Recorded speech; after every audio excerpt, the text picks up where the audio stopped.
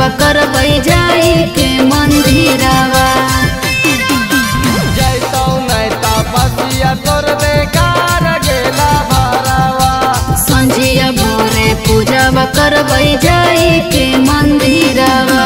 पिंटू सुमन गोलू रात जोड़ेगे, साथी साथ मिथुन रात जोड़ेगे।